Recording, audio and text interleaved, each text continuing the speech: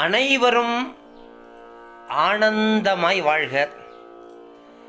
நம்ம வாழ்க்கையில் ஒன்றை மட்டும் தெளிவாக புரிந்து கொள்ள வேண்டும்.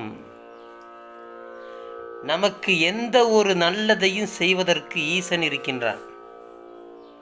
பரமேஸ்வரன் நமக்கு ஒன்று தரலைன்னா இதை விட பெஸ்ட்டாக ஒன்று தரப்போகிறாங்கிறது அர்த்தம்.